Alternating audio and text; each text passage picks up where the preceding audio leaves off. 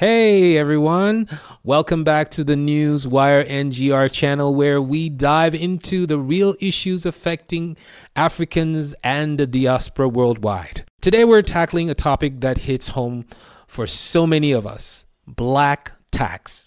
Yeah, you heard that right. It's that unspoken financial weight that follows success like a shadow. But is it a blessing, a curse, or somewhere in between? Let's get into it.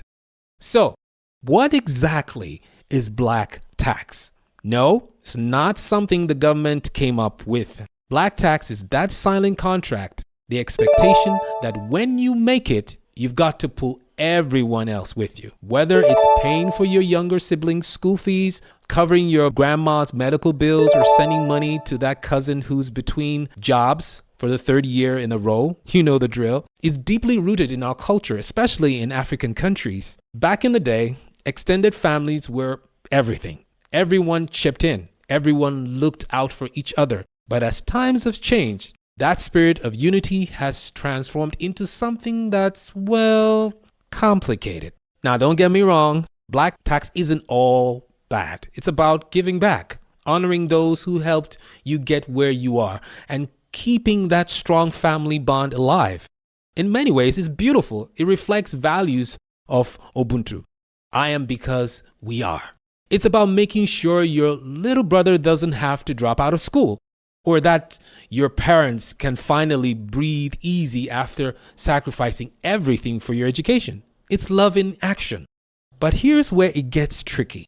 What happens when giving back turns into being held back? Imagine finally landing your dream job, but instead of saving for your own future, you're juggling bills for 5 other people. Sound familiar? It's like this. You're fresh out of university, finally earning a salary, but before you can even think about buying that first car or investing in a business, there's a long list of family obligations waiting for you. It's not just immediate family, it's cousins, uncles, neighbors, sometimes even people you barely know, all with their hands out. And let's not forget the emotional side of things. It's not just money, it's guilt, it's pressure, and sometimes even resentment. You want to help your family, but you also want to live your own life.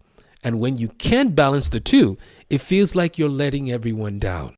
Imagine the stress of knowing that if you don't send that money home, your family might not eat, or that your little sister might have to drop out of school. But at the same time, you're sacrificing your own dreams, your own growth. It's a tough spot to be in. So how do we break this circle? How do we support our families without losing ourselves in the process? First of all, we need more economic opportunities. Governments and private sectors need to create jobs, plain and simple. When more people are financially dependent, the pressure eases off the few who made it.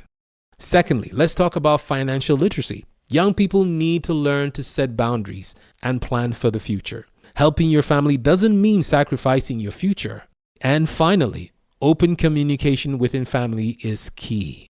Sometimes a simple conversation about what you can and can't afford can go a long way. At the end of the day, black tax is part of who we are. It is tied to our values of family and community, but it's also okay to prioritize your own growth. You can't pour from an empty cup, right? So, what do you think? Is black tax more of a blessing or a burden?